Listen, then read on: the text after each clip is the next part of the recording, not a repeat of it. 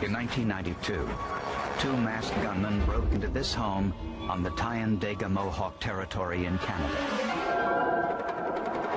The motive was robbery, but there was a struggle. Shots were fired, leaving 54-year-old Ward Maracle critically injured. It took solid police investigation and some fancy footwork to identify the perpetrators.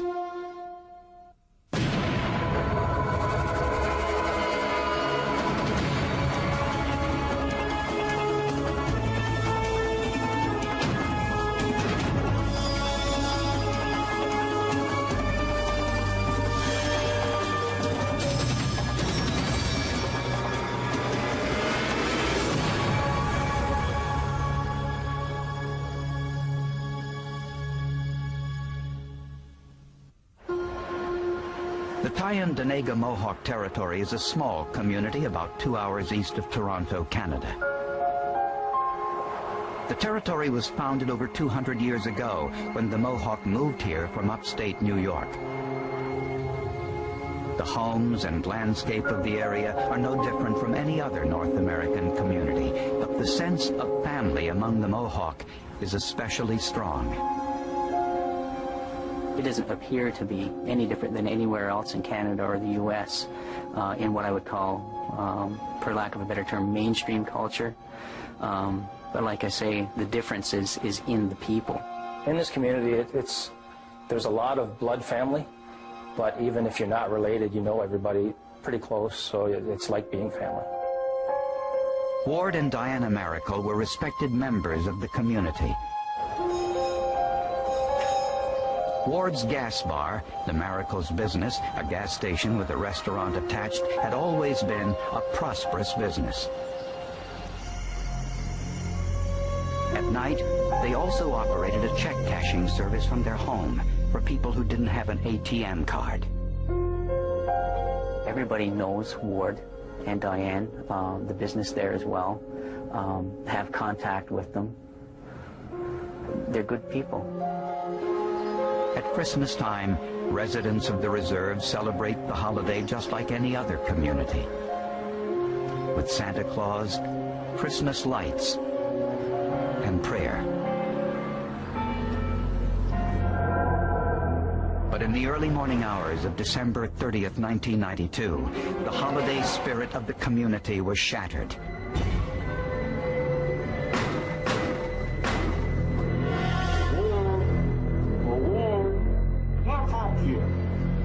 Just before dawn, two masked gunmen broke into the Maracle's home. Ward, we're coming to see you.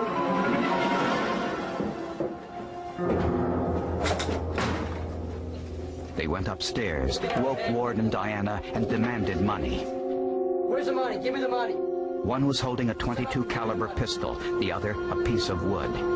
Just shut up and give me the money. Ward resisted. Shots rang out.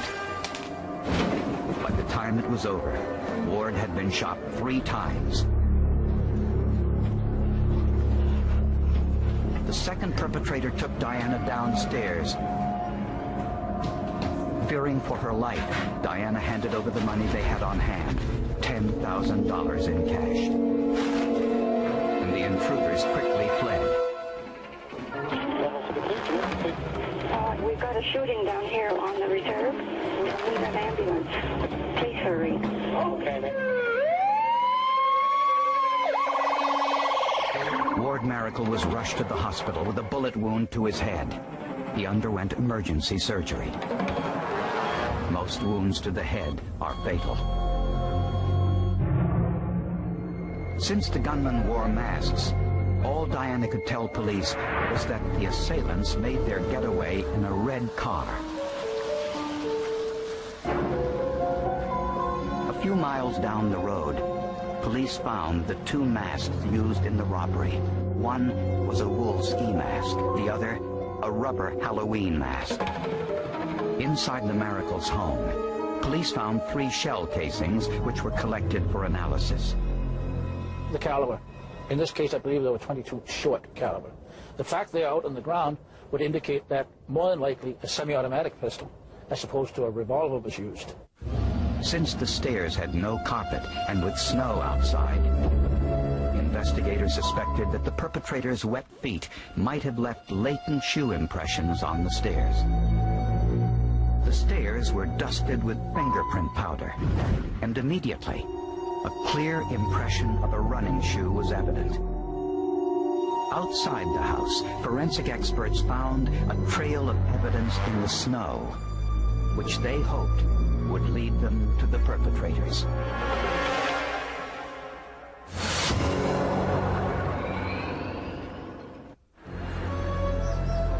During the Christmas holidays in 1992, residents of the Tyendinaga Mohawk Territory learned the terrible news that one of their most prominent citizens, Ward Miracle, had been the victim of a senseless shooting. There is very little violent crime in this small community of 2,600 people. Shock initially that something of this magnitude could happen in a community such as this.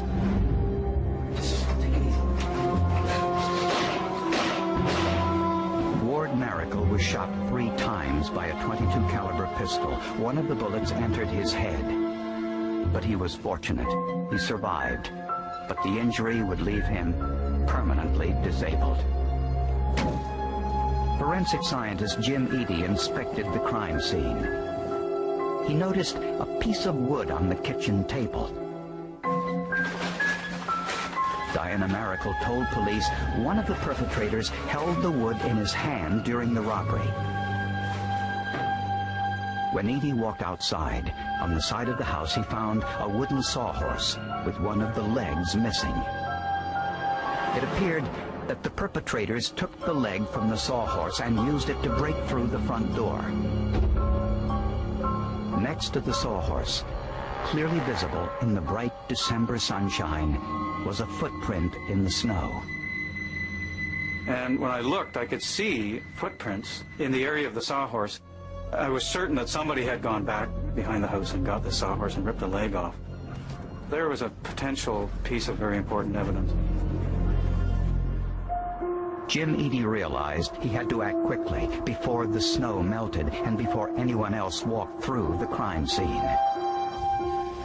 His first order of business was to photograph the footprints. These stills would be important, especially if he was unable to make a cast of the footprint. He then rushed to his truck and looked for materials to make a mold. There are a number of techniques for capturing a footprint impression in the snow. If you choose the wrong one, the impression could be lost forever. Snow presents interesting problems because if you use conventional casting materials, such as dental plaster, it's really very heavy. Dental plaster hardens to stone. And if you pour it into snow, it tends to collapse the footprint because of the weight. Detective Eady decided on a technique called sulfur casting. He took a small burner and a pot and heated the powdered sulfur. It takes about 15 minutes before it melts into a thick brown liquid. It's then cooled to the point above crystallization.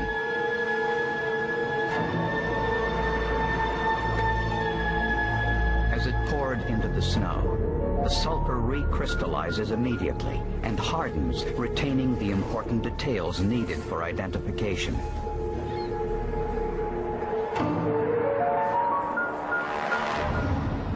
The impression was from a pair of Nike Air sneakers size 8. The shoe was relatively new, with very little wear.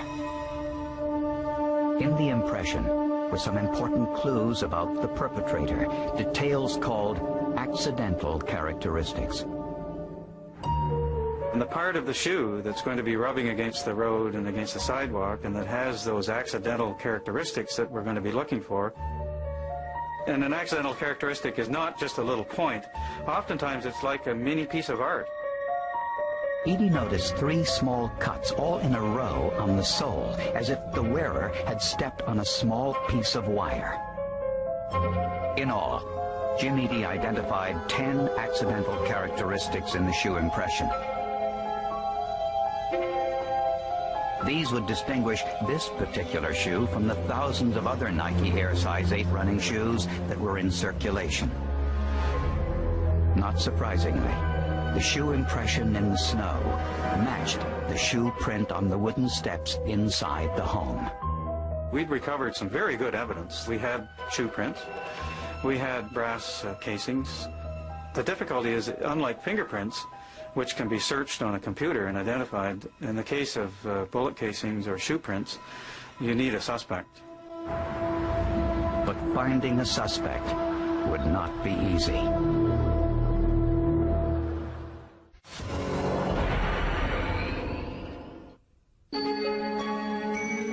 The robbery and shooting of Ward Maracle on the Tyne-Donega Mohawk Reserve was widely covered by the media in the surrounding areas. 2 days after the shooting, an anonymous telephone call suggested police look into the whereabouts of Peter Benedict and Frank Lanou in the early morning hours of December 30th. Both men were 21 years old. Both had criminal records. Benedict lived in Cornwall, which is about an hour's drive from the reserve. Police had no fixed address for Lanou. Police went to Peter Benedict's apartment armed with a search warrant.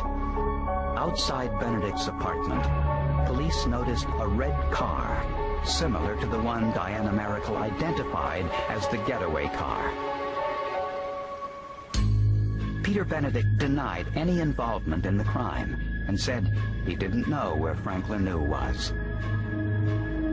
Inside Benedict's apartment, police found a .22 caliber pistol, the same caliber used in the shooting.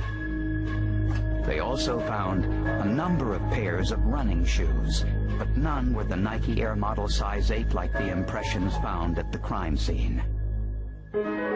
Police also found $2,500 in cash, and Benedict was wearing what looked to be a very expensive ring. In Benedict's bedroom, police found a receipt for the ring.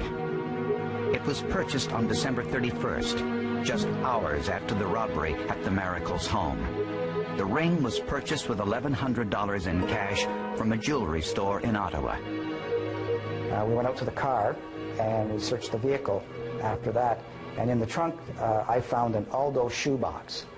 So I'm thinking, well, Aldo shoebox, brand new running shoes, brand new ring, I'm going to Ottawa, because there has to be a story to be told in Ottawa, and I wanted to hear the story. Once he got to the mall, Rick Myers discovered that there were a number of shoe stores in the mall. He patiently visited each one, asking store employees if they recognized Benedict or Lanou as a recent customer. Hey, you work here? Yeah. The last store that he visited was a Foot Locker, and he got a break. You seen him? I think he came in a couple days ago, actually. The store clerk recognized Peter Benedict from the mugshot. I think he threw away.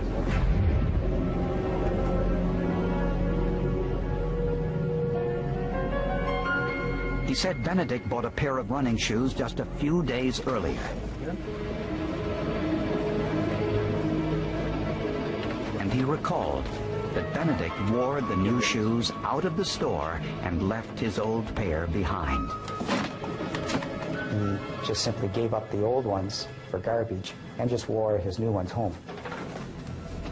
I asked if he would check to see if the old ones were still around. He told me that no, the garbage had gone out Friday. I was insistent that he go and recheck, because it's always good to recheck everything, particularly when you're so close in this type of investigation, getting something that you really want. Fortunately for investigators, the trash hadn't been removed from the back room. And in the trash bin, the clerk found the sneakers Benedict left behind. He did, and sure enough, he comes back dangling the shoes and a very nice smile on his face, and it was an even bigger one on mine. They were size 8 Nike Air Charcoal high-top basketball shoes, but were they the ones worn to the crime scene? When Jim Eady analyzed the shoes from the trash bin, he discovered the shoe had 10 accidental characteristics, which were in the same location, the same shape and size as those found on the shoe impression in the snow and on the steps. Investigators now knew that Peter Benedict took part in the robbery. Okay, here we are. But was he the shooter? And where was Frank Lanoux? Just shut up, I want the money. Could the mask somehow identify who pulled the trigger?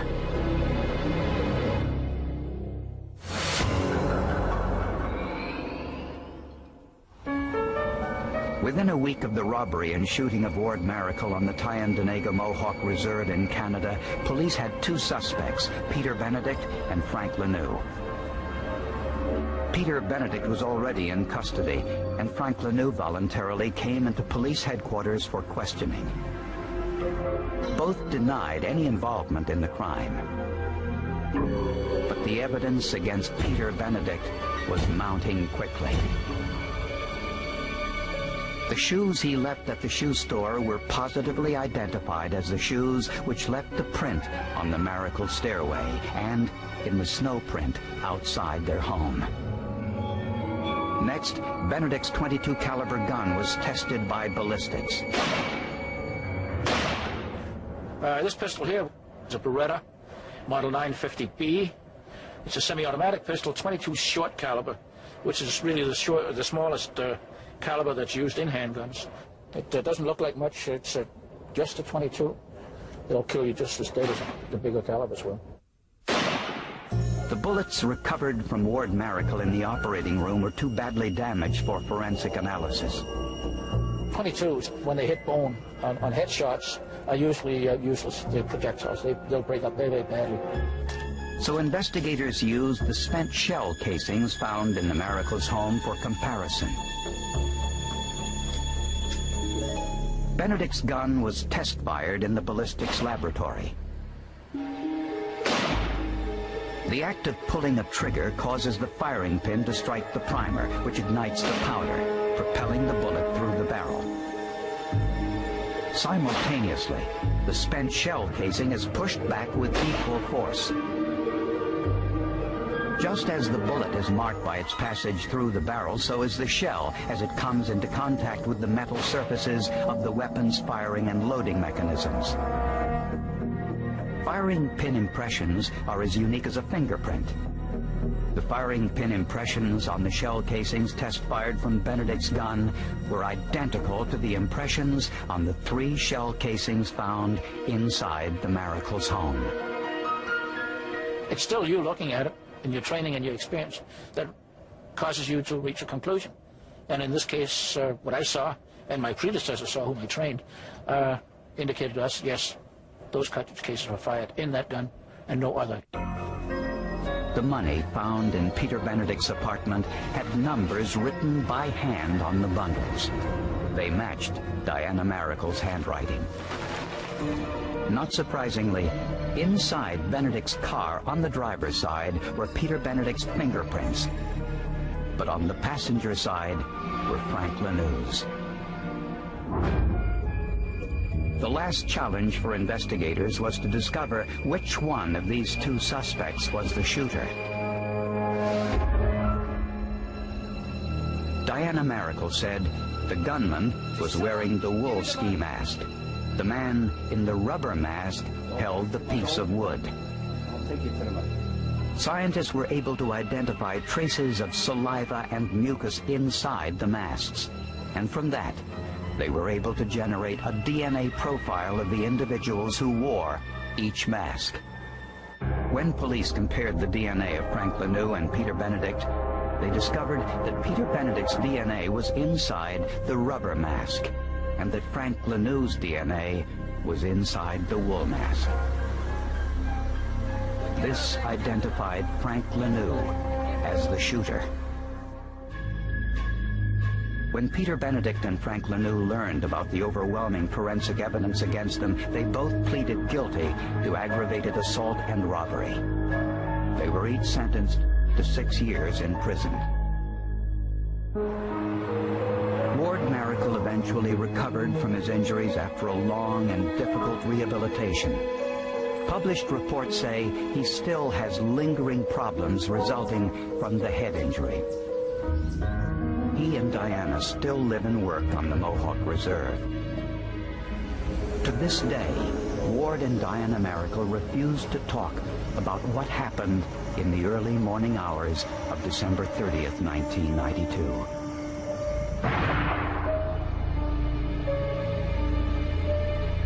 It was a great case. It was a classic. You know, one of the many highlights of my career. I enjoyed that case. It was a very exciting day for me when I saw those running shoes come waltzing out from behind the back room. I believe that the shoe print evidence that we were working with was very strong evidence, and it was very strong evidence at the preliminary hearing, and I think, I feel like I'm bragging.